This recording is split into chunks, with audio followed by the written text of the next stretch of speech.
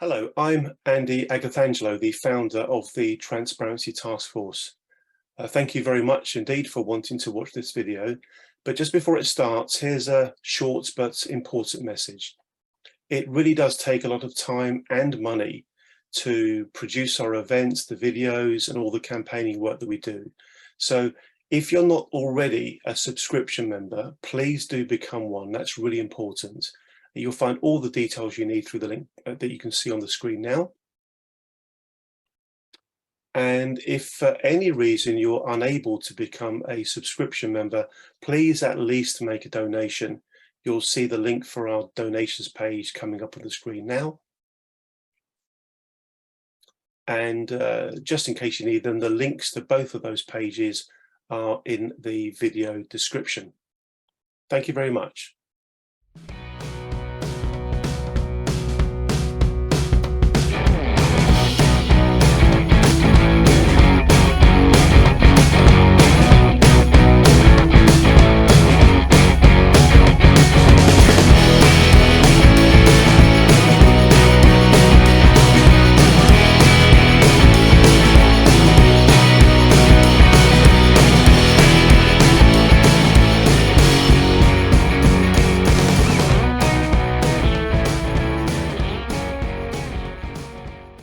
I'm Andy Agathangelo. I'm the founder of the Transparency Task Force. The Transparency Task Force was set up in 2015 as a direct consequence of my career life experience, which led me to believe, quite frankly, that whilst the financial sector is profoundly important to the well-being of society, to economic stability, and to political stability as well, I did believe, and I still believe, even more so in fact, that the financial industry has a very high predisposition to misbehave. That's probably the most polite way I can describe it, folks. A very high predisposition to behave. And as a consequence of that misbehavior, it causes enormous harm. Of course, an extreme example of the harm it causes is the global financial crisis, which, as well as, of course, causing financial catastrophe pretty much worldwide, it also, according to research by Oxford University, led to approximately 10,000 people committing suicide as a consequence of the global financial crisis. So we are talking about quite serious stuff here, folks. This really does matter if what we want is a stable and civilized society. Clearly, the financial sector, when it chooses to misbehave, can cause absolute mayhem. Speaking very bluntly with you, when I started the Transparency Task Force in 2015, I was very much of the view that the financial regulators were a great big part of the solution to the problem. Putting it bluntly, that belief has ebbed away over the years, and I'm now firmly of the view that, quite frankly, the financial regulators are a great big part of the problem. And there are many, many reasons for coming to that conclusion, including the evidence that I personally have seen as a consequence of the all-party parliamentary group on personal banking and fairer financial services call for evidence about the Financial Conduct Authority. Let me tell you a bit more about that. I'm sharing my screen. So what you're looking at, folks, is the web page for the all-party parliamentary group on personal banking and fairer financial services. Towards the end of 2020, it put out a press release suggesting that the FCA may not actually be fit for purpose. It was covered, here we go, December 2020.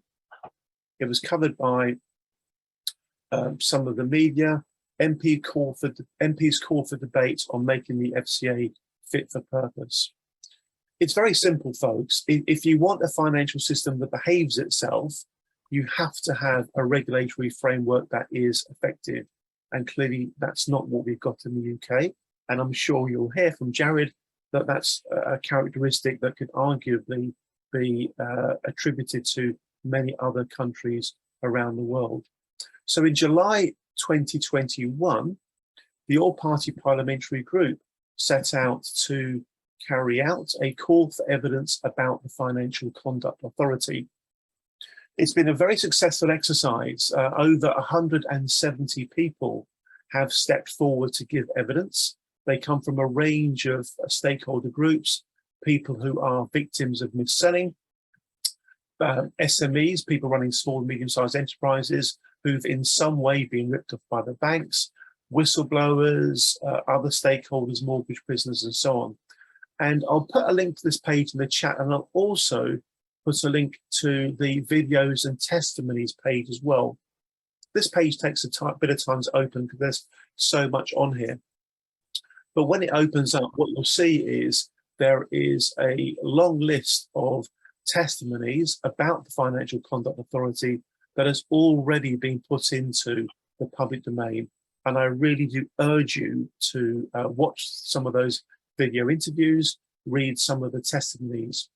And frankly, I would challenge anybody to look at the evidence that we have seen and not come to the same conclusion that we've come to, which is this: there is something seriously wrong with the Financial Conduct Authority.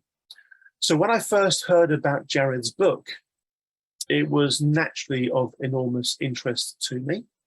And having read it, or more accurately, having listened to it on Audible, I found myself coming to some significant, equally worrying conclusions. The issues we have in the UK are not unique to the UK. There really does appear to be capture of the regulators. There really does appear to be massive conflicts of interests. So obvious and so blatant are these conflicts of interest that when I'm feeling particularly cynical, I find myself asking not, is the system designed to fail, but is the system designed to fail on purpose? That's how cynical I sometimes feel about these issues. So it's with great pleasure that we have with you today, we have with us today, Jared Bibler, the author of Iceland's Secret, the untold story of the world's biggest con. Jared's a lovely guy. We've got to know him a bit over the last 6, 9, 12 months or so. We're going to invite Jared in a moment to introduce himself, talk about his book, talk about the key messages it carries so well. And then we're going to ask Brian Basham to get into, if you like, a fireside chat with Jared for maybe 5, 10, 15 minutes or so. And then we'll open this up to conversation that everybody can hopefully participate in. A few housekeeping points. As I've mentioned, the session is being recorded. Feel free to use the chat to introduce yourself, pose questions, make comments. We'll also be circulating the chat with everybody as well. If you hear anything you're particularly impressed by, why don't you put it out on social media? I'll put TTF's social media link into the chat as well. And for those of you who are brand new to the Transparency Task Force, don't worry, we'll reach out to you after the event. We'll tell you a bit more about what we're doing and how you can get involved. I do hope that sets the scene nicely for everybody. I think you're going to really enjoy this session.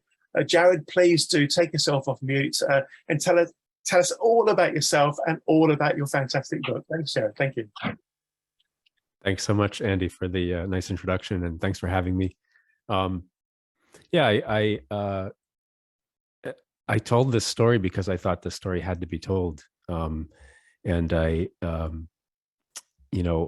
kind of stumbled into what was for me at the time a dream job, which was investigating the collapsed Icelandic banks. But the backdrop of that was a financial crisis that was really, really terrible for us who were living there in Iceland. You guys in the UK, I think it was last 2 weeks ago, the pound lost, I don't know, 7% or something. Now it's back. But imagine if it lost 50%, 60% in a short time, and then it stayed there, it never came back. And the BOE is big enough to print money and buy back bonds to try to stabilize things. But the Icelandic central bank, Seðlabanki, was not able to to intervene because the collapsed banks were 10, 11 times the size of the country's economy. So my background, I was a mechanical engineer at MIT, but I kind of always like gravitated toward the markets. I ended up working, building some of the back office for a big Wall Street bank when I was in my 20s. I moved to Iceland to try to get away from this high stakes, high stress Wall Street environment, and had a few years of nice Icelandic living with geothermal pools and all the nice things that come with living in that country. But going on in the background was this incredible economic boom. And what we didn't know as people living in Iceland was that as we were following the Icelandic stock market, it was going up 50, 60% a year for a few years. As we were following that meteoric rise, and as taxi drivers were talking about, it's kind of like crypto now, but imagine if it was the whole country. Everyone talking about these amazing banks.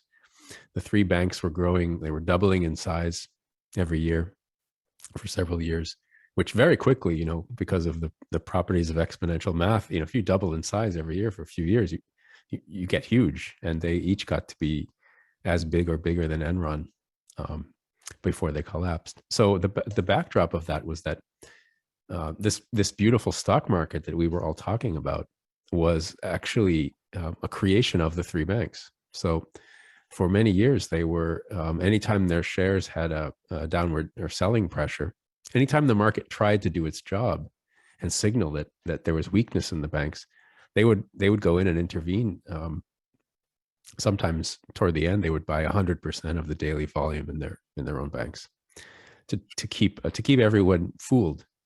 And so that's that's the background of the book. There's much more to it, but that's the story, is this deception. And then the other part of the story is how we investigated the banks and and kind of some of the politics around. Maybe Brian can ask me that when we have the discussion, but some of the politics around working in a regulator, and just the headline view of that is, despite the country being really ruined by this crisis,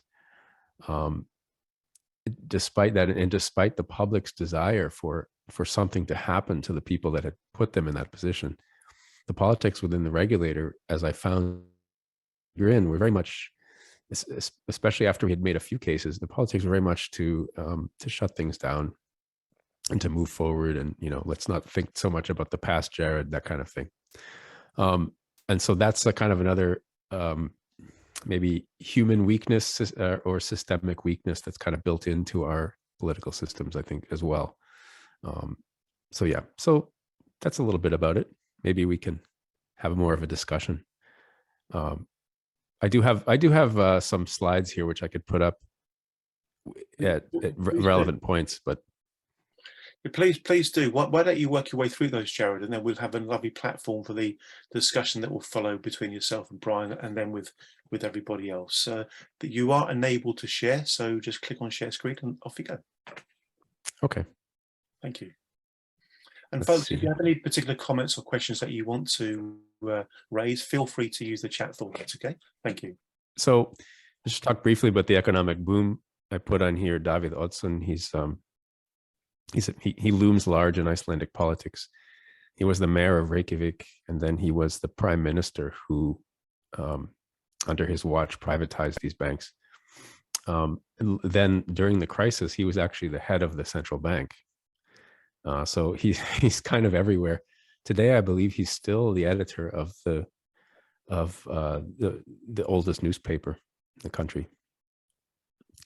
So what happened in 1998 to 2003 was that, so Iceland only had at that time under 300,000 people in the whole country. And so you can imagine it as kind of maybe a small county in the UK, a small area. I mean, the country is huge. It's geographically, it's almost as big as England. It's a little bigger than the island, but it doesn't have that many people. And it had very small banks to service the economy. They focused on lending to farmers, lending to fishermen, lending to the small commercial sector in the country. And his government, Davíð Oddsson, privatized these banks but not in a very transparent way. So they were kind of, I mean, each story is a little different, but the general story is that they were kind of handed out to friends and family of the two most powerful parties. And the other thing he did, which was crucial to building the conditions for this boom, was that he let the Icelandic currency be tradable on international FX markets. I think that was in 2002. But Iceland had always had high inflation, and when you have a high inflation currency, you end up having high yields on things like government bonds. So you could invest in a government bond in Iceland, maybe make 8 or 10% in local currency terms, because the bonds had to pay that, because sometimes inflation would be more than that even. But what that meant, once the currency was able to be freely traded, was that anybody who wanted to could get a krona. And a lot of savers, even in the end, I guess Japanese housewives were able to buy yen denominated ISK savings products to put their savings into Iceland. But this just meant, from the perspective of a small population, a small economy, that that there was just a flood of cash into the country. And it meant that these small banks who were newly privatized, they could go to German banks, French banks, and borrow kind of as much as they wanted, at least for a few years. So the largest of them grew 500% in 3 years. And the stock market was just on a tear. It was going, like I said, 50, 60% annual returns. The banks ended up crowding out everything else on the market, so that they ended up, by 2008, the three banks together were about 3/4 of the stock market. And the backdrop in Iceland was that we had a huge real estate bubble, construction cranes everywhere. People, there were more Range Rovers sold in 2007 in Iceland than I think in all the other Nordic countries combined. A lot of private jets. It was really a crazy time for a country that had been Europe's poorest after the Second World War. But Iceland is a very proud place, and a lot of reaction that I saw as an outsider was, look, we deserve this. We paid our dues. We had 1,000 years of starvation. Now it's time to party. Now it's time for Elton John to come and play birthday parties and so on. So that was the boom. But in 2006, things already got a little weaker, or questions started to be raised. This report from Merrill Lynch was in March 2006, and this was the so-called mini crisis. And this is where foreign lenders started to look more carefully at, like, what are we lending to? What are these banks doing? And it had this famous picture in the in this report showing some of the cross shareholdings between the three banks. Wow. Yeah. And so this, for the country to take stock and to slow things down, and for regulators to step in, or for someone to do something, but that's actually not what happened. Actually, the banks continued to grow from here for a couple more years. Skip that. Yeah, so that was kind of the beginning of the crisis for Iceland. But then in early October 2008, almost exactly to the day now where we are, today's the 11th. So these banks fell on the 6th, 7th, and 9th of October 2008. And when they collapsed, they were 11 times bigger than the economy. And this was devastating for us. Personally, we held on to our house for a little while, but we ended up losing our house and all the equity in the house. We ended up losing, I would say, 70% of our savings. Even the savings that was in money market funds.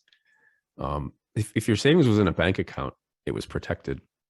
But if it was in a money market, which most of us had because they paid higher yields, what we didn't realize was that the money market was funding some of these satellites of companies around the three banks. So what we were actually buying was the bank's shares with our savings. And so those money market funds they were frozen for about 6 months. So most of the savings that I had, for example, was just frozen. It was a dark winter. I tell you.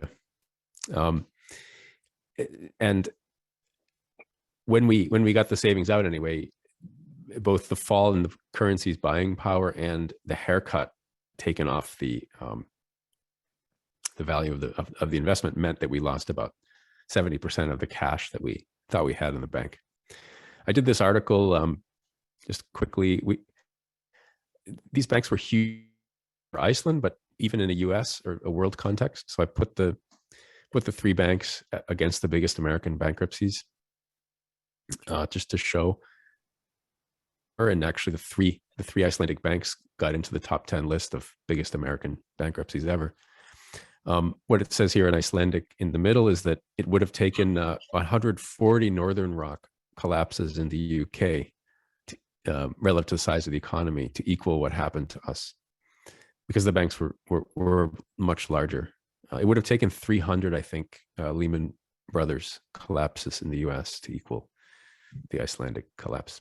Here you can see the stock market run up from, so you can see the privatization phase from 98 to 2003.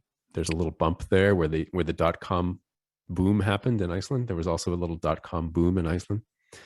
And you can see right after the currencies floated, maybe with about a 12-month delay, the market just takes off. And you can also notice that you can see the mini crisis there in 2006. And you can also see that in one day, effectively 1 week in 2008, the whole market goes to zero, which is not normal. Normally, when a market or stock things wind down, you get a preview. Hey, this thing is losing value.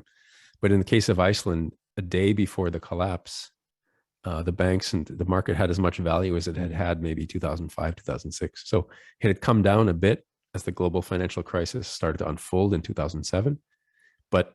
But it's very shocking that in one day that you have investments that you think have a certain value and they go to zero. So the last thing I'll talk about is what was behind that. This is, by the way, the book. In the book, there's no graphs. The book is a work it's a literary work. It's narrative nonfiction, so-called. And my challenge was to really tell the story without what you're seeing. So the book is not technical at all. But this is a quick way to give you an idea of what happened. Okay, when I started working so I quit I worked for one of these banks, and I actually quit on the 3rd of October, which was a Friday, my last day. And then all the banks collapsed the following week. I was very lucky because I was one of thousands of unemployed people going through the crisis in this dark winter. I was very lucky the next spring to be hired by the FME, which is the Icelandic financial regulator. They said they needed someone to do some investigations about the crisis. And it was a very open-ended job. And I started looking into the buying that the banks, we had a tip-off from the stock exchange that the banks had been buying their own shares in the last few days before the collapse. So we started looking at that. And I mean, I was new to the regulator. I just had a couple of computer monitors and a telephone. I didn't know how to begin this, but I started looking at the trading data for just these 3 days, and it was really crazy because you have you have a list of they just send you an Excel spreadsheet, and it's like every trade in each share on the exchange, and for every trade you can see the buyer, and the buyer is always the same trader ID, the same person.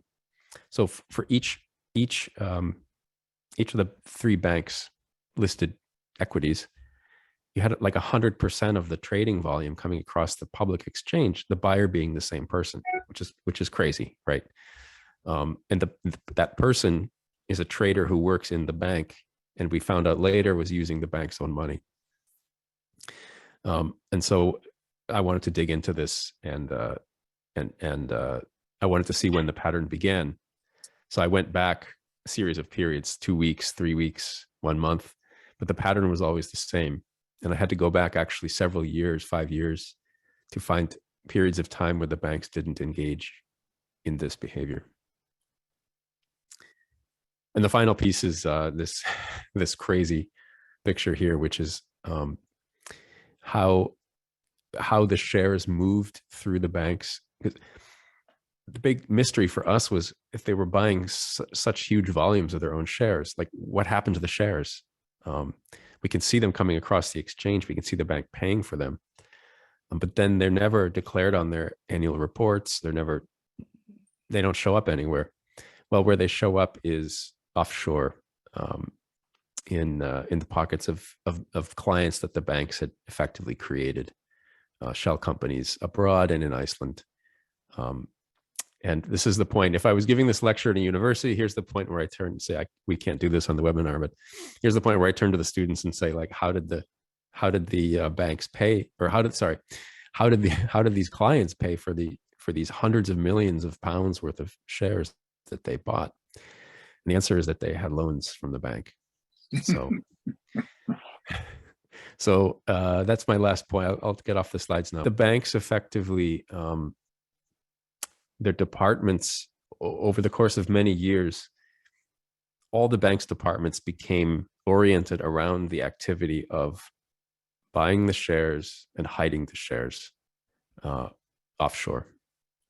And this involved in the three banks most of the relevant departments in a bank, because they were making loans against the value of the shares. The credit desk is involved. In some cases, you had the compliance people involved, the risk people, definitely the CEOs who were later charged and convicted for this. In one case, the executive chairman. So at least for several years, the business of these banks was deception and hiding of their own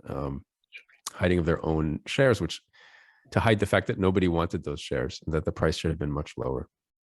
So I think that's a good place to turn it over to Brian and have a discussion. Thank you so much, Jared. Just before we go to Brian, if I may, Brian, I'm going to squeeze in one comment and one quick question, then it'll be over to Brian. First of all, a comment, please, Jared, if you don't mind. Your ability to tell the story is absolutely fantastic. I really enjoyed listening to your book on Audible. If anybody hasn't yet got the book, whether on Audible or anywhere else, I really do encourage you to do so. You don't need to be a finance person to understand it, because of the way Jared tells it as a story. There's lots in there, some of which is very, very human and very non-technical. I really do encourage you to get to the book. So that's my comment, Jared. My question: if you imagine a spectrum, at one end of the spectrum, the good end, if you like, you've got, let's put it as incompetence. Yeah, people making mistakes, people getting it wrong, stupid decisions. And at the other end of the spectrum, you've got serious organized crime. Yeah. Where would you characterize what went on in Iceland in that spectrum somewhere?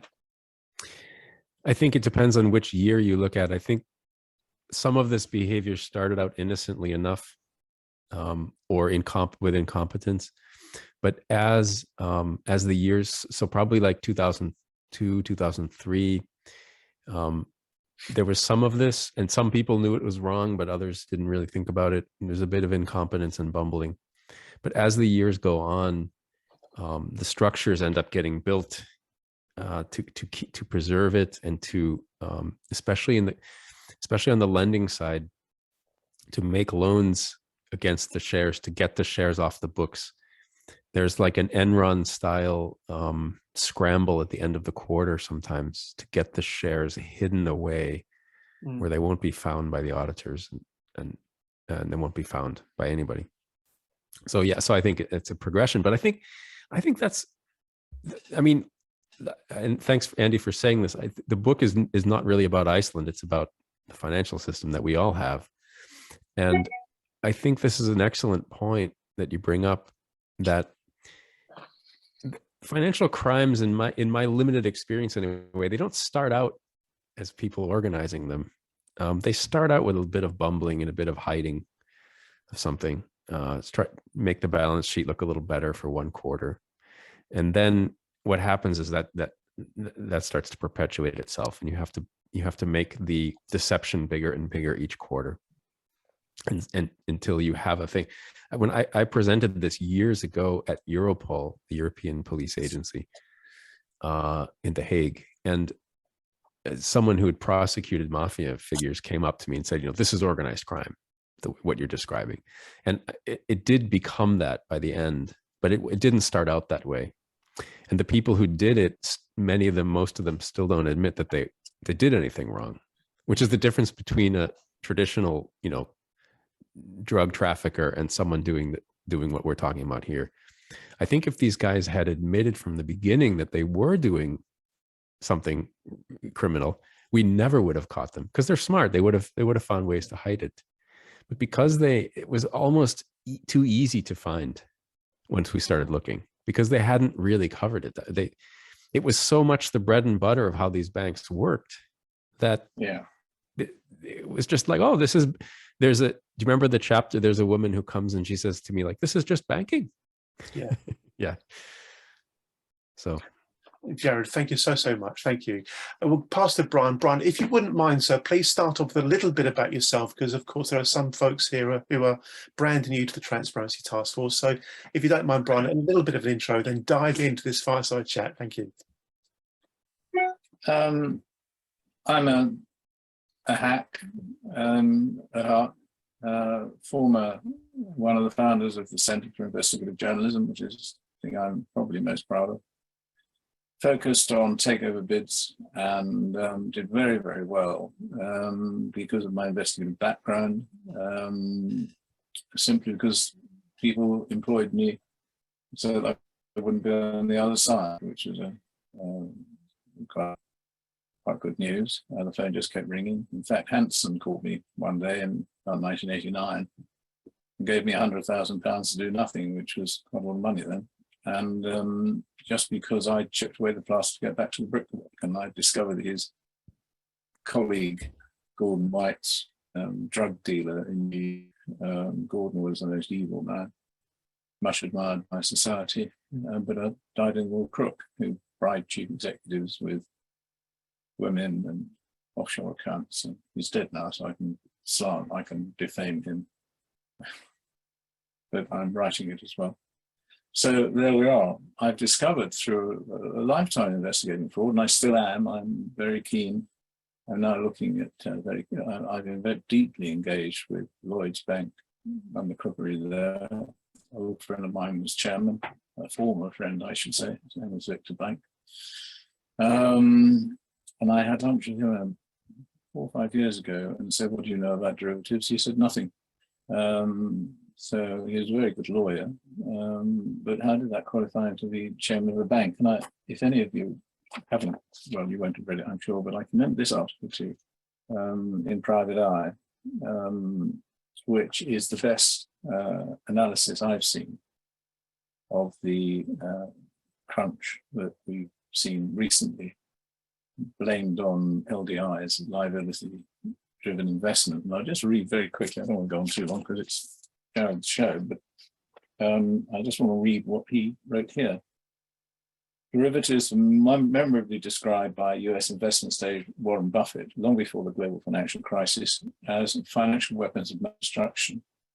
In 2008, the world rapidly learned the meaning of CDOs, collateralized debt obligations, CLOs, collateralized loan obligation, and CDS, credit default swap. It was an expensive education.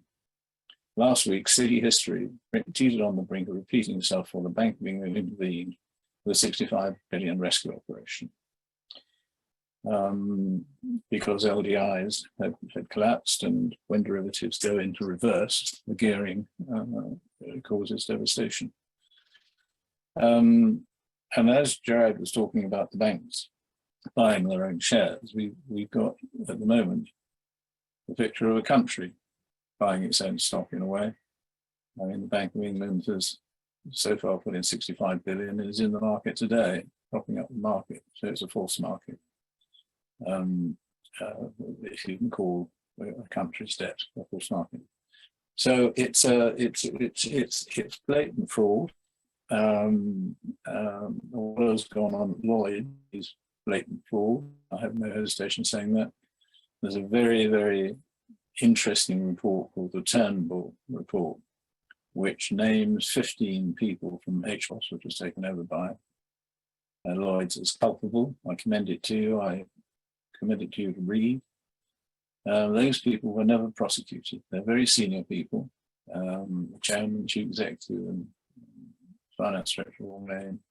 And you must ask, why were they never prosecuted? Well, the answer is very simple. Thames Valley Police were underfunded. It cost them $7 million to investigate HBOS. And they just ran out of cash and had to hand it over to the National Crime Agency, which is also underfunded. Now, that underfunding is an accident. It's calculated. It can only be calculated. So it's a dreadful criticism of our whole system, which is based on the concept that of market forces self-regulation, which is nonsense, and I thought people have learned it since 2008. Jared has described in his great book, I mean, a truly great book, full of easy read, but full of in-depth analysis. And he describes the microcosm of what is going on in world banking. I'm going to give one plug, Andy. You've given the plug. You've taken the plug out of my mouth, which I would have given. But I'm going to give one plug to a violation tracker, which is something that Andy and I have been pushing. Andy's very keen on it. We brought it to the UK. Violation tracker, I commend it to you. It comes under an outfit called Good Jobs First. It shows that since 2010, banks have paid out 333 billion in fines. And I think from memory that demonstrates that they're 8 times more transgressive than the next biggest sector, which is oil and gas, I think. And of those banks, JP Morgan has been fined 45 billion. I think Bank of America has been fined 85 billion. And dollar for dollar, unit of asset for unit of asset, currency for currency. Lloyds, I calculate, my personal calculation, is the most transgressive bank in the world. So it's an evil system and it needs to be reformed. We're not going to get it reformed until there's a political will to do so. So there we are. Jared, congratulations on your book. Thanks, Brian. Nice to see you. Looking a bit more hairy than last time I saw you. Thanks. Yeah. Well, how's it all going? Are you going to write a sequel about global banking? People have been asking that. I feel like with this story I don't like to write about things I don't know about, and this story I really feel like I know. There's much more that's not in the book. Of course, the Icelandic crisis is a huge topic, and I'm not even pretending that this is the definitive account. This is just one man's trip through it. There's a lot more. For example, what I would love to read more about is the manipulation of the CDS markets, which the biggest bank, at least in Iceland, tried to do with the help of some even bigger European banks. There's a lot there that's not. I tell a piece of it, but there's a lot that I don't know. So I don't know what's. I don't have I don't feel like I have the expertise to do the global banking book. Sure. But there are great similarities, aren't there, between, there are great threads that run through Iceland and run through the UK. I heard the new minister for something like security or something talking about the banking system the other day on the radio and saying how important it was and that it provided 85 billion of income to the UK and employed 2 million people or something like that. Now, one of the people I admire most in the world is a chap called Professor Prem Sikka, now Lord Sikka, was very reluctant to take the peerage. I played my part in persuading him because I pointed out that if he took the peerage, then everything he said would go into Hansard. So, you know, be permanently on the record. Anyway, he's done it, and he's been a great force. Uh-huh. And he has worked out, and I think Andy Haldane, who was then chief economist of the Bank of England, worked out that the banking that contrary to the suggestion that the banking system is a benefit to the UK, it actually cost every man, woman, and child in the country a huge amount of money.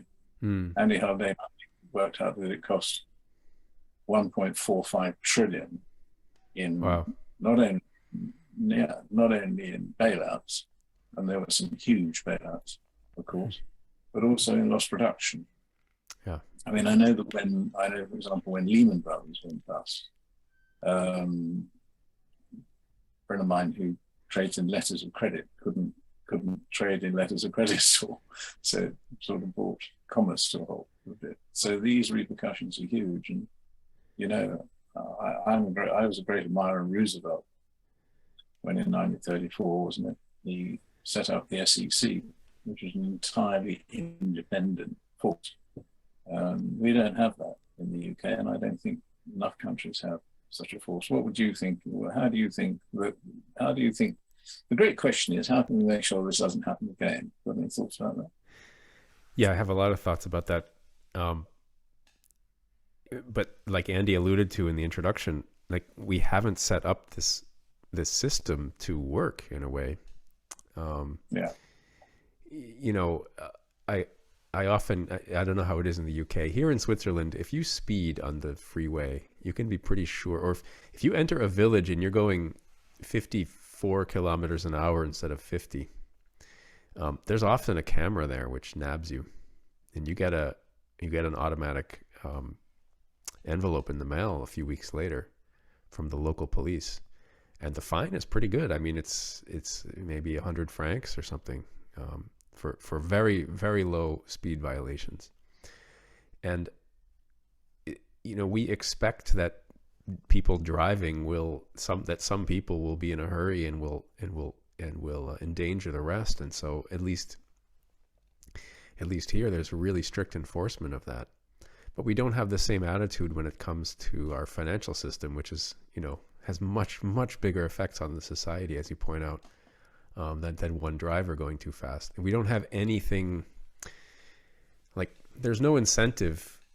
I can say from my experience as a regulator, there's no incentive to even, doing those big cases, which I talk about in the book, that didn't benefit my career at all. In fact, I had my team taken apart from under me, as you see in the end of the book. And we had naively thought that we were building a team for the future and that we would continue to work the cases from the crisis for another 3, 4, 5 years at the regulator. But most of those things were just, I guess, shelved. I didn't stay around long enough after that to find out, but they made a triumphant press release the following year and said, you know, all the cases from the crisis are closed. That would have been, I think, mid 2012, I'm not exactly sure, but it was, you know, it was only a few years after the crisis, and with most of the investigations not even opened yet. But there's no, in the system that we have, regulators are usually paid less than they would get if they worked in a bank. And often they can easily switch to go and work in a bank and you know, get a big salary boost. And so that means that, you know, there's a character. I mean, every character in the book is in there for a reason. They're all real people and they're all real events in the book, but everything is carefully chosen. There's a guy called the page turner who I think symbolizes a lot of the staff at regulators, unfortunately, that I've worked with. There's always mavericks within regulators. There's always people who do want to go after these things and who kind of push.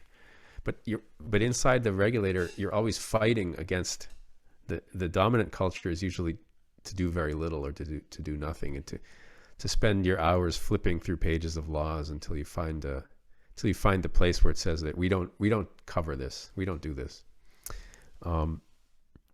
And so, yeah, so the incentives are not set up for someone to actually fight crime when he finds it, or maybe to do a small thing.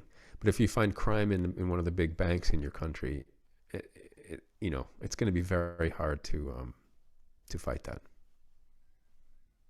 Yeah, I mean, we have that clearly here with the FCA. I mean, it's right in the middle of Canary Wharf. And there's something I call, I don't know what to call it, I call it over the horizon corruption, is when politicians do it a lot as well. I mean, you look at people who've gone on to, Tony Blair went on to take an alleged $1 million a year from JP Morgan as a non-exec. And whether that's by accident or because he embraced light touch regulation, I have no idea. But with the FCA, you've got people earning, I don't know, 40,000 a year, rubbing cheek by jowl with people earning $250,000 in the same one. And I think there's a real over the horizon corruption where people think, well, hang on, I don't want to make up too much fuss because I might screw my chance of getting a good job. Why do you think that the authorities, why do you think that the government doesn't say, we know that this is wrong, there's no doubt about that it's wrong, you know? And the devastation it causes, I'm still working on this Lloyd's case very closely. And I know that at least 10 people died, a number of committed suicide. One of my close friends in the whole investigation caught meningitis. Well, was that stress or what happened? I don't know, but she had 22 repossession orders on her house, and she has a family, and she's caught meningitis. She now, bizarrely and grotesquely, she's now had all her fingers and toes cut off. And you know, is it a direct result? I suspect it's something to do with stress. Her husband has cancer, and 10 people have died. Why doesn't government recognise this as a crisis, as a most desperate problem that needs the sort of treatment that Roosevelt meted out to the financial community in the States after the Great Crash in 1934? He brought in Glass-Steagall, was that 34, anyway, around about then, and he brought in the SEC, and it slowed things down. And then Clinton, 1991, repealed Glass-Steagall under pressure from the banks. Why? Is it because, I suspect, they rely on donations, they rely on, you know, I don't know what it is. Well, what do you think? What's your theory? Yes, there's the domestic angle where you have executives in these banks are usually powerful, also in the political area, and they have donation, you know, ability to make donations, like you suggest. And I also think internationally, this is something I learned post Iceland. I learned this here more in my experiences in Switzerland, but if you think about it, it doesn't really behoove any country to stick out and say that they're going to crack down on their financial market and they're going to clean up the market. Because it's like if someone would come out and say that, first of all, it implies that their market was dirty. Well, they all are dirty in different ways, right? And everybody knows that who's operating in them. But for a politician, for country to come out at the national level and say we're gonna do something about this, it's embarrassing, and leads to questions and leads to probably loss of business for those markets vis-a-vis the other markets. And I think it's kind of it's like if you look at U.S. states, there's this race to the bottom where they try to host at least the poorer states. They want manufacturing companies to come there, and they'll give them tax breaks. They'll do anything to get those companies into that state, and the states fight each other for that privilege of having a new plant. And often they give away so much to get the plant that it didn't make economic sense in the end, but they do. And I think that's kind of how nations look at financial regulation. There's a bit of a race to the bottom, I feel like. And so that's a force that's hard to fight against. That's something we recognise in the UK. I've noticed also in talking to these people when I used to advise them, one of the people I advised was a chap called Lord Sharp, Ernest Sharp, Eric Sharp, who was chairman of Cable and Wireless. His son, Richard, was a partner in Goldman Sachs. and Richard retired at the age of 55. I took 100 million at 1%, and I got on very well with him. And one day I was talking to him, and I said, what are you going to do? He said, well, we've got a sort of an informal deal among the partners that we then embed ourselves in society. I said, why is that? He said, well, so the society doesn't go bonkers, Richard then became the biggest supporter of Anish Kapoor and collector of Anish Kapoor, and is now chairman of the BBC. So it kind of works, doesn't it, for instance? Mm-hmm. Yeah. Well, I wanted to something I wanted to point out, which I forgot to mention, is I've received, this is not that often, but a couple stories for you. There's some outright hostility to this book and to the message in the book.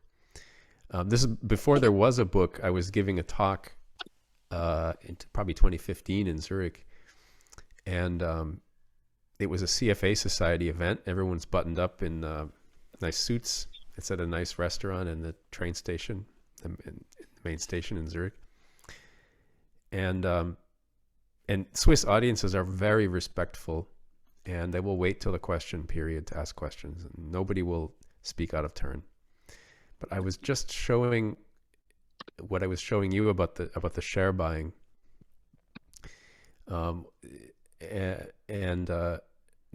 saw a man really, really red-faced, maybe 6 rows back, and he said,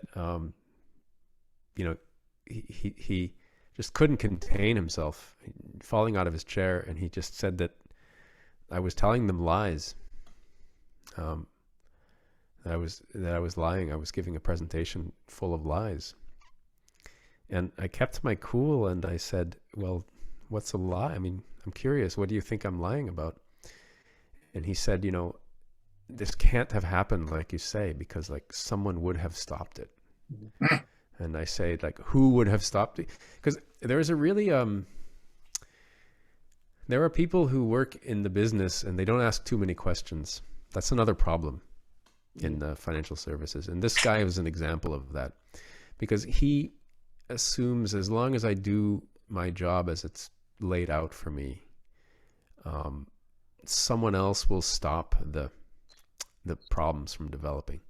And he said, well, the regulator would have stopped this, the stock market would have stopped this, the auditors would have, and then I kind of refuted those points one by one. I mean, at the time, the regulator had maybe 2 or 3 inexperienced people regulating the stock market in the country. And the auditors were, as they are in many places, they're always paid by the companies themselves. And so some of the auditors were charged in a piece of the Kuipthing case, and they were sentenced to suspended jail terms working for one of the big 4 auditing firms. But that was one of the things that we didn't even have time to investigate before the teams were shut down.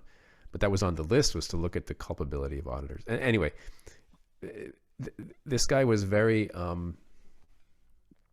very hostile, very angry, and said that he didn't want to believe this story. Yeah, that's the point. And since the book has come out, I was at a conference here in Bern, where I live, a few months ago, and I was chit-chatting with a woman who works in a smaller Swiss bank. And when she started to hear about the outlines of the book, she said, well, don't come for Switzerland next, because I want my kids to go to a good school. Something like, I'm paraphrasing, but it was like that. Mm. And then there was another gentleman who didn't want to connect with me on LinkedIn. So he was at the same conference. He was actually hiding his name tag with the lapel of his jacket, so that I wouldn't be able to read his surname. Because he said, I still want to work in this business. Yeah. So a lot of people in the business know there's a crooked element, but they just want to get to their pension, or they just want to put their kids in school. I can't really blame them. That's entirely understandable, isn't it? People believe what they want to believe. I think that and when you talk about that share support system, the first in a way fraud I ever investigated was when I just come out of journalism, working for the Times, and started to get into takeover bids. And there's a company called Estates House and General Trust. Mm-hmm. It was run by a former Lord Mayor of London called Sir Dennis Lowson. And it was very simple, really, but nobody could unravel it. He had a little green book, which was the code. And in this little green book, he had the names of 100, let's call it 100 100 unit trusts. And each unit trust, they had one share in each other unit trust. So the 1%, so he completely controlled all these unit trusts and moved the market where he wanted to. But look, the great question was asked actually by our departed Queen, wasn't it? After the crash, she said, "Why did nobody notice this was going on?" And that question still hangs over us. I personally believe that there'll be another crash. We're waiting. The government debt, UK government debt, is hanging on by its fingernails, and we need massive change. I'm a Labour supporter, and I believe that only comes about as a result of a change of government. Gentlemen, thank you very, very much indeed, Brian and Jared. Thank you very much. Let's show our appreciation, folks, to Brian and Jared for the contribution so far. And we're about to go into Q&A and general discussion. It's been very, very interesting. It's been very cozy. I'm gonna take the opportunity to put a question to Jared myself. First of all, I'm going to be referring to a recent edition of the Transparency Times, which is our weekly newsletter, and for two reasons. First of all, if you can see that item 3, a classic example of the revolving door problem. Mm-hmm. So I'll read it out in case the writing is a bit too small for anyone to read it. Some TTF members may know that we are working in collaboration with others internationally to try to help deal with the revolving door problem. In very recent news, you might have heard that President Macron is making the ex-boss of the French Banking Federation, which is obviously the trade body for the French banks. Can you believe this? The new head of the French Financial Markets Authority, the watchdog of financial markets and investment banking in France. The conflicts of interest are obvious, blatant, and troubling. However, the French press seem to be turning a blind eye to the issue. See here and here, and I'll put those links into the chat. So there's a couple of points there, Jared. One is about the revolving door problem, and here we are in 2022, that the president of France is making the person responsible for the commercial well-being of the banks, the regulator. So really worrying there. But could you also touch on the quiet press dimension to this? And before we go there, I just want to raise SLAPS. We are becoming increasingly worried about the way that what they're called strategic lawsuits against public participation are being used. SLAPS are being used to stop people bringing the truth to the surface. And I'll put Roger Mullin, a former Scottish MP, I'll put a link to his petition in the chat in case others want to know more about his petition and about the SLAPS problem. Any thoughts on those issues, Jared, before we widen it up to everybody else that would like to participate in the conversation? Thanks, Jared. Well, this story with Macron is really, really interesting. I didn't know this, but this is, I don't even think this type of thing is so common in my experience that it's great that you're highlighting it, but I don't think it raises an eyebrow. If something like that happened here in Switzerland, I don't think it would raise an eyebrow with journalists either. We have a long way to go. I often think in my optimistic days that, people if we're still around in 200-300 years, we'll look back on this time and some of these financial things and say, like, those guys had no idea. They had no idea how to set up markets. They had no idea what they were doing. The way we would kind of look back on Dutch tulip bulb mania, we just think, oh, these guys are crazy. Sure. I think like these conflicts, these problems are so obvious. I hope that smarter people than us will look back on them and kind of laugh and say, well, we've sorted that out now. We figured that out. I hope. Andy, could I say something? Please do, of course. I'm not sure I'm muted or not. I'll tell you a very brief story. 35 years ago, my then company, Broad Street Group, designed the logo for KPMG and launched KPMG. I reported to a young partner called Ian Barlow. Ian Barlow became very important in KPMG. He became head of the tax department, which is, of course, head of tax avoidance. He then became senior partner. His next job was chairman of HMRC. So I thought I'd just record that fact. So it happens here all the time. Thank you. Thank you very much indeed. Okay, folks, let's open it up. So if you'd like to make a comment or ask a question, please feel free to raise your hand, either literally like this, as Alan Salomon is demonstrating, or of course, if you know how to do it digitally. Alan, lovely to see you as always, sir. Please take yourself off mute and share your thought. Thank you. Okay, yeah, thanks, Jared. That was a terrific run through. I mean, I remember the Icelandic issue really well, and I was absolutely fascinated when it was going on. I mean, it seemed unbelievable at the time. I know better now. But I soon after that met an Icelandic auditor who was working in financial services in Britain because he'd been fired for trying to whistleblow, or did whistleblow, I'm not sure which. But he spoke to me a little bit about some of the things you've spoken about yourself. And on, I'm not sure if it was Brian or not who mentioned, or it might have been Andy who mentioned the Queen said, why didn't anyone know this was going to happen before the GRC, the Great Financial Crash, GFC? But they did. I mean, there was so much talk of the difficulties, the ridiculousness of the loans, particularly in the States, the ratcheting up of mortgages for people who couldn't afford it, and the derivatives that are being sold on the back of it and packaged up and sold around the world. Yeah, absolutely. It was so certain. But of course, everybody wants to get on the roundabout while things are moving. I mean, everyone can see, at least if you're in the markets, you can act very quick. Yeah, you can make some money on this, so you get on it. Yeah, you know it's not sustainable, but you hope you get out before you lose money and the mugs can take all the strain, which is what usually happens. Yeah. And so these things are well known. And an interesting anecdote I thought was, I once went to a meeting. It was a small meeting, an investment manager.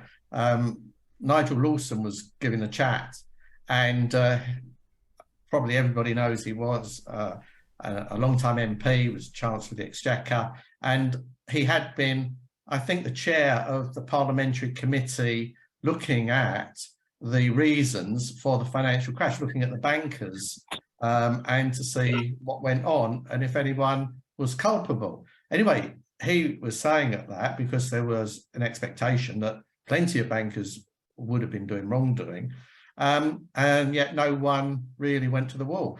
And he said, yeah, absolutely. The committee was pretty certain a lot of criminality took place, but because of the weakness of the system in the accountability, they thought there was no chance of anyone actually being found guilty. And we've seen that in so many other cases where people get off, bankers get off, investment managers get off, because they can show, well, they weren't really responsible. They didn't know what was happening. I mean, LIBOR is a good case of that. And that is supposed to be why the SM&CR regime, the senior management regime in banks and now insurance companies was brought in, because it's expected that people will have more accountability, and should these things happen in due course, then there will be documented accountability of all these things. But I've yet to see it operate, and will that happen? No, but anyway, that's all from me. Thank you. No, Thank you. Let's go straight to Nigel. Nigel, you put a couple of points in the chat. Please verbalise those to Jared. Thank you. Okay, I think Jared's already seen possibly my first point, which was that I was asking his opinion on whether he thought any of the UK high street banks could possibly be misbehaving in the way that he described as the Icelandic banks were at some stage, in at least having the facility surreptitiously to buy and sell their own shares. You know, we're not likely to see any provable evidence of this, but to my mind, I've seen what looked like highly suspicious cases in recent times. What are your thoughts, Jared? I don't know enough about the UK high street banks, but I do know that there's another example of this from the US, from the so-called SNL, the savings and loan or the thrift scandal from the late 80s, early 90s. And I understand that they were doing a similar thing as the Icelandic banks. The Icelandic banks did this even to a degree as well, where a customer comes in for a loan and says, you know, I want 2 million to expand my business. And the bank says, we're going to give you 4 million, 2 to expand your business and 2 to hold our shares in a, you know, in a special purpose vehicle or in your company. Basically, you can buy the shares from us and hold them. And so in that way, even the commercial borrowers were corrupted into this. And some of that happened in Iceland with some fishing companies being encouraged to create spin-off. The bank would create them for them, create a legal entity in Iceland, loan that entity a lot of money, and the entity is held in the name of the fishing company or the owner of the fishing company. And then they would put in, let's say, 100 million worth of shares or 50 million worth of shares against the loan for the same amount. And they tell the businessman, look, if the shares go up, you get free profit. And if they go down, you can walk away from this company. And that's what happened when they went bust. So to your point, yeah, there are many ways to for struggling banks who are publicly listed to try to do things like this, especially when they have access to lend money. I'd also point out that at least some of the UK high street banks have got very considerable global shareholdings. And we've seen in the press recently, you know, political concerns about possible interference with, right. mention any names, but right. One of the cases in Iceland, the first big successful case was the so-called Altani case, where a sheikh from Qatar was bribed to use his name, and he was trumpeted as a new investor in the bank. He was said to have bought 5%. I think this was even in the FT at the time. It was big news. Yeah. But actually, of course, he didn't bring any money. And so to your point, yeah, especially when you can get out internationally, when you can create companies where you can't see who's behind the company, then that's a great way to hide ownership and hide control. Thank you, Nigel. Thank you, Jared. Thank you very much. Would anybody else like to raise their hand and contribute to the conversation? You know. Yes. Oh, sorry, on you go. Yeah, please do. Please introduce yourself and make your point. Thank you.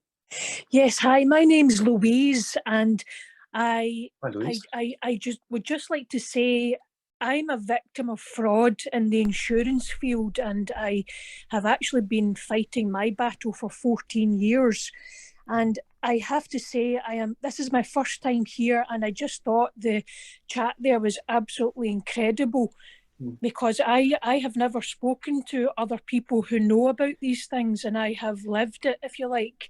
And every single point made here is just mind-blowing to me, because it's all things that I've discovered through my own experiences and have thought about as a single person and a single mind for many, many years. So to have those thoughts confirmed, if you like, through your own experiences is quite overwhelming for me. So I just wanted to say that, really, that from someone who's a victim, it's an incredible group that you have here, and I look forward to more sessions. Louise, thank you so much for being here and for contributing to the conversation. Louise, as you know, we know your case very well, and I'm going to, without talking about your case in any detail, of course I won't do that, I want to stress something.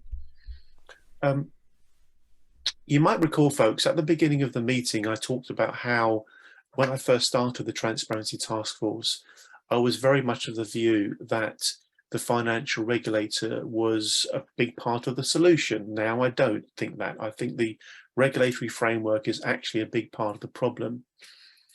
A couple of weeks ago, we had another event where Roger Mullin, whose name I mentioned earlier, a former Scottish MP, Roger Mullin shared a paper he's recently written, with input, by the way, from Lord Premseeker, who Brian mentioned as well earlier.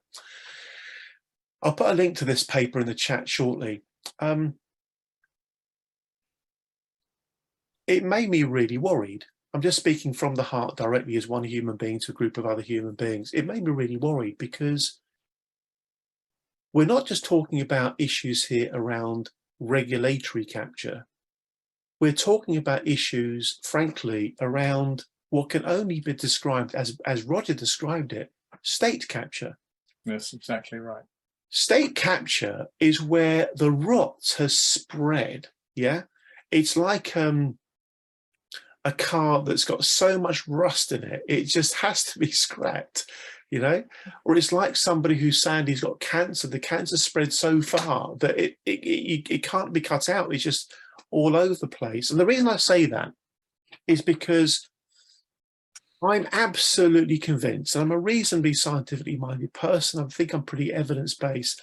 I think we've got serious issues with the Financial Conduct Authority, the Serious Fraud Office, the Financial Ombudsman, the Pensions Ombudsman, the Financial Services Compensation Scheme, and there's a long list of others, the Metropolitan Police, the City of London Police. There's a really long list. And I have to tell you that having heard the testimony and seen the evidence from lots of people, it really is quite worrying. One quick example, the National Crime Agency. Brian knows Anthony Stansfeld very, very well. Anthony Stansfeld, the former police crime commissioner to Thames Valley. He's the guy that, as a result of his input, the bad bankers were locked up from the Reading scandal.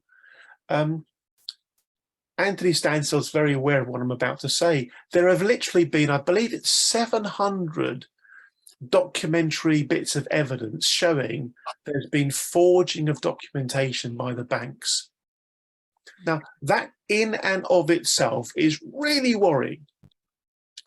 But the bit that freaks me out, using old school language here, the bit that freaks me out is when the National Crime Agency displays behavior that has to make you conclude that they don't want to look into it and are having to be persuaded to look into evidence of crime by excellent parliamentarians such as Kevin Hollingwake. So the worry is, and you know, Louise, why what I'm saying is so relevant to your case, the worry is here, we haven't got a system where a part of it is seriously sick. I'm actually coming around to thinking this symptom of institutions failing society, failing to protect consumers, failing to actually provide the regulatory or governance oversight they're meant to, these checks and balances in the system aren't working systemically. And that's a real worry. Louise, thank you for being here. Jared, without me sounding like a complete paranoid nutcase on that job, okay, what would you say to what I've just said? I hate to agree with you, but I do at least to a degree. I try to be more optimistic than that, but I think Iceland is kind of a great like petri dish by which we can view the forces in bigger societies like the UK. So if you will allow me here, I will just to answer your question, Andy, I will share one more slide with you. And we have someone in the audience here who probably knows more about this than I do, so he can tell me if I'm if I have all the facts right. But this just happened this year. So one of the Icelandic banks, this is in March, so half a year ago, one of the Icelandic banks, which was called Glitnir, they keep changing their names, but the underlying institutions are the same. This bank, the government decided to privatize or sell part of its stake in the bank, but they did it in a secret way. So there's an agency that's like spun off from the finance ministry that's supposed to oversee this process. And there's a lot of problems. I guess there were a lot of problems with the process, but they came out and announced that like 207 professional investors had bought these shares, which is almost a quarter of the stake of this bank, which collapsed in 2008, in a like a secret auction process. But they were given, in order to incentivize them to come in and buy the shares, they were given a 4% discount to the then market price. There's a lot of hullabaloo in Iceland about who was on this list. And after about 10 days, the finance minister caved in. First, they were trying to say, like, no, we can't tell you who bought this is a matter of bank secrecy. This is a great excuse in Iceland for all kinds of things in this sphere. This is a matter of bank secrecy. We can't tell you who bought the shares from the government. But actually, it turned out that even the father of the finance minister himself was one of the 207 buyers. And then a lot of the names were some of the same old names from 2008, including people who were sentenced to prison. So I think nothing in Iceland anyway, not much has changed, unfortunately. And so to your point, Andy, I think these problems are bigger than just the financial sector itself and the regulation of the financial sector itself. Thank you very much indeed, Jared. Thank you. Would anybody else like to come in? If not, there's loads I'm going to talk about. So please raise your hand if you'd like to. Oh, hello there. Lovely to have you with us. I may well mispronounce your first name. Please put me right, because I'm going to pronounce it as Atli. Thank you. That's perfectly fine. So, hi everyone. My name is Atli Thorfandal. I work for Transparency International in Iceland. I'm a great fan of Jared's book, and do advise every one of you to read it and pay particular notice to the chapters where he talks about the culture in Iceland, the kind of the nonchalant culture that when it comes to corruption and responsibility. There's a particularly interesting part where he talks about responsibility of managers, which I thought gave a great explanation of Iceland. On the privacy privatization this year, I just want to make one comment. I think something that often gets lost when we talk about this particular decision is that less than 1/4 of the public in Iceland actually supports the policy of privatization. Yet it went forward, and it's often treated in Iceland as sort of like a 50-50 split, or maybe a majority for the privatization. There is an overwhelming support among the chattering classes in privatization, and I would say that that is the first mistake. One of the things that he mentions in the slide is that the father of the financial minister is one of the buyers in a secret sale, and it's quite interesting, this sort of reaction by the government of trying to create this illusion that selling of state assets can somehow fall under bank privacy. So that's something that we've taken real issue with, and thankfully was later investigated. But I just want to say that one of the issues that you often face in trying to regulate the financial market is that it doesn't seem to have much value. That the public is adamantly oppose these policies. So what we found the most successful, and I will say that we were not able to necessarily stop the policy, but that's not always our role to have a very strong opinion on a policy, but more how they are done. That you will find again and again, and you'll find it in this case, that that warnings are simply not listened to. And I just took notice that that you said earlier that you didn't want to sound like a conspiracy nut. Well, it kind of goes with the territory, because again and again you will find that warnings are not listened to, and when they come to fruition, when they actually happen, it very often is forgotten that there were numerous warnings, like the Queen's question, why didn't anyone know? Well, the answer is a lot of people knew, but they were dismissed. But I just want to thank for being invited to this event, and thank you guys. And Jared's book is absolutely fantastic. Thanks. Thank you very, very much indeed. Really great that you're here. We will be wrapping up the session in about 8 or 9 minutes time, folks. So if you have something you're thinking about asking, raise your hand, go for it. Please do raise your hand, either digitally or literally. Could I come back to something on... Please do. To Jared, you know my view, because we discussed it many times, Andy. You know, I used to advise captains of industry, so-called. And I told you, I think, the tale of being called in by the chairman of our building company, Wimpy, after a ship called the Herald Enterprise had sunk at Zeebrugge. And in the inquest, the judge invented the crime of corporate manslaughter, which caused absolute panic at Wimpy, because their lawyers pointed out that the directors could be charged if a employee was killed on a building site. And building at that stage was second only to deep sea fishing as the most dangerous industry. And the chap had called me and said, you know, what do we do? And I said, well, goodness knows, I don't know. But what they did was they realized that when the charge was failure to prevent. And so they made sure that they could escape any charges by taking elaborate measures to make sure, as best they could, that people didn't get killed. So although the unions, you know, it's a similar situation we have here, because lots and lots of people have been asking for reform over many, many years, including the unions, and they had no effect.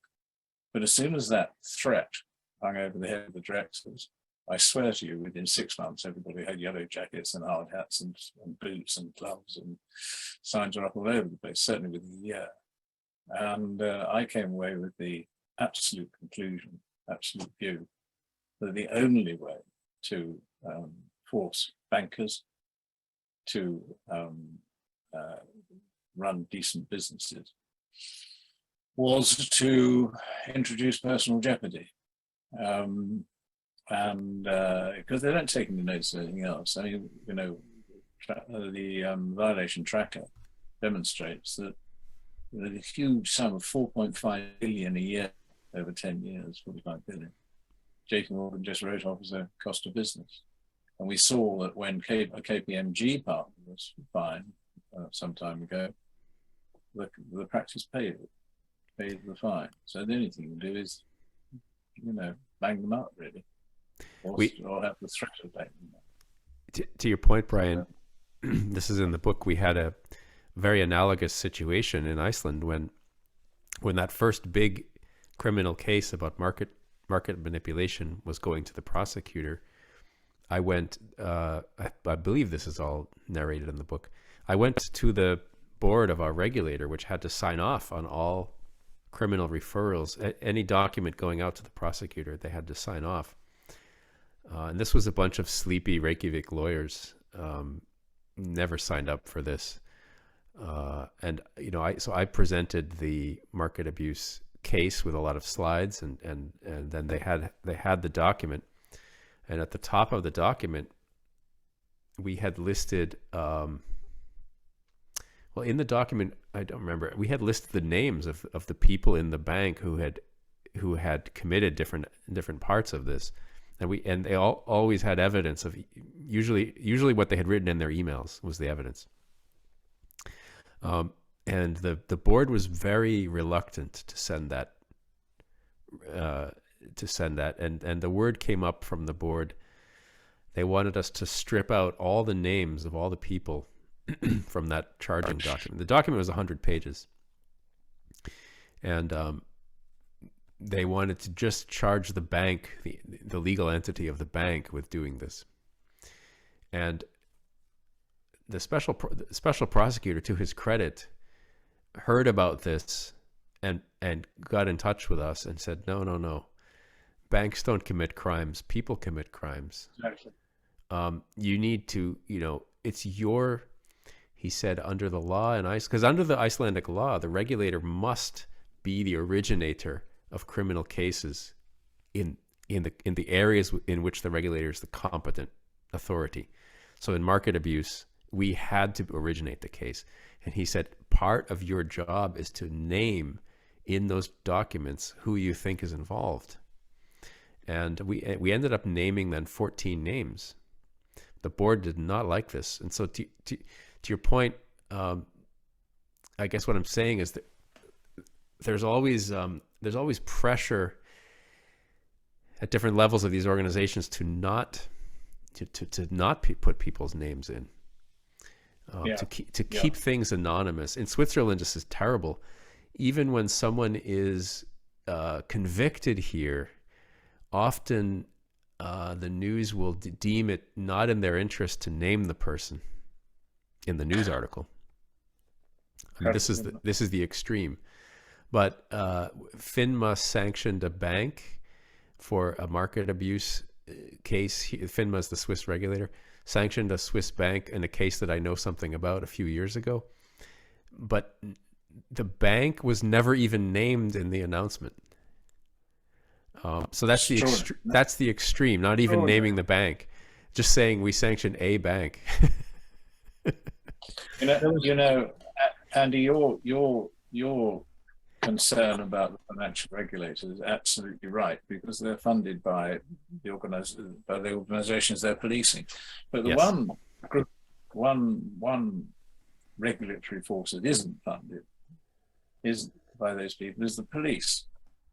And that's why I believe that in the case of HBOS, which is still ongoing, I mean, 10 people, at least died, and hundreds have been ruined, and, illness, stress. But in the case of HBOS, we have the Turnbull report. That was produced by Thames Valley Police. The prosecution that I was deeply involved in, and the hero Anthony Stanisfeld pushed forwards,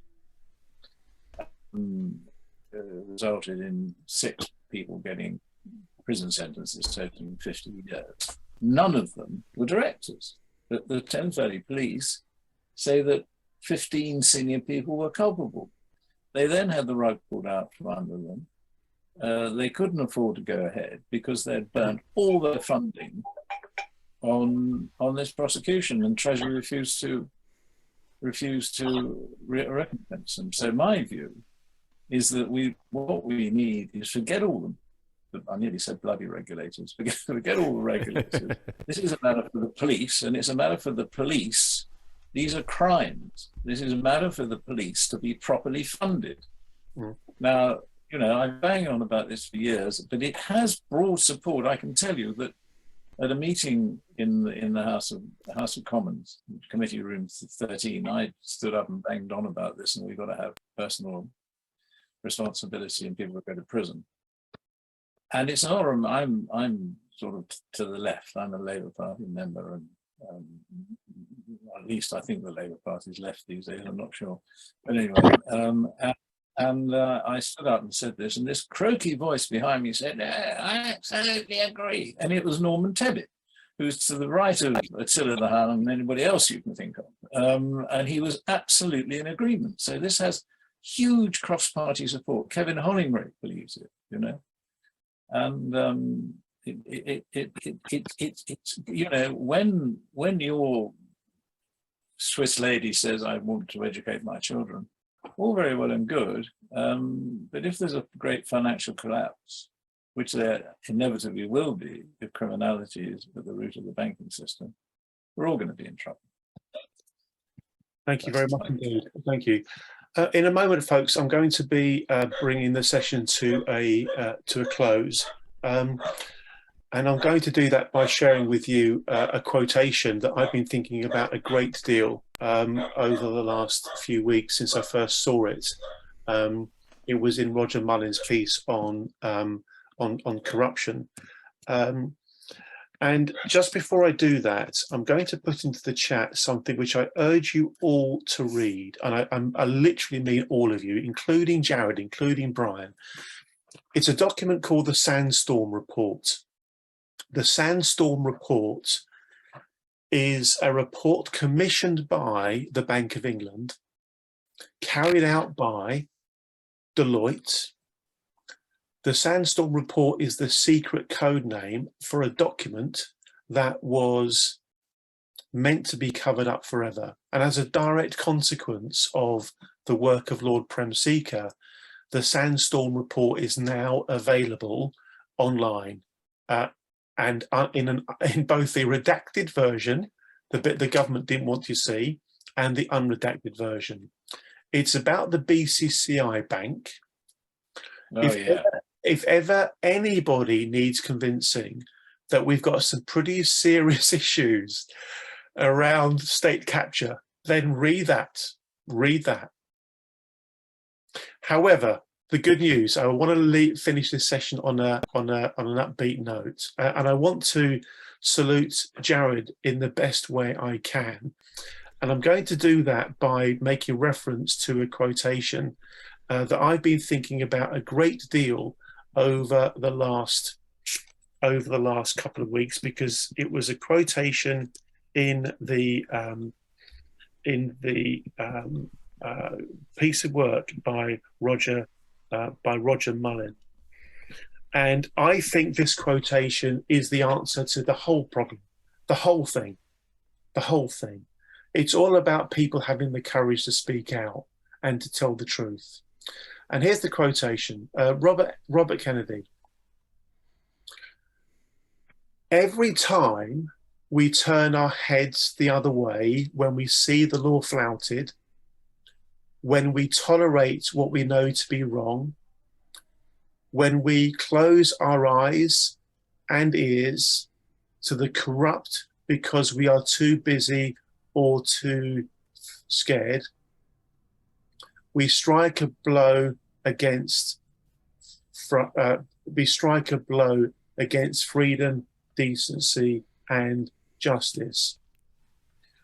The reason the Transparency Task Force exists is because it's my feeble attempt, my best attempt, however feeble it might be, to encourage us to shine the sunlight on the disinfectant. We know the phrase, sunlight is the best disinfectant.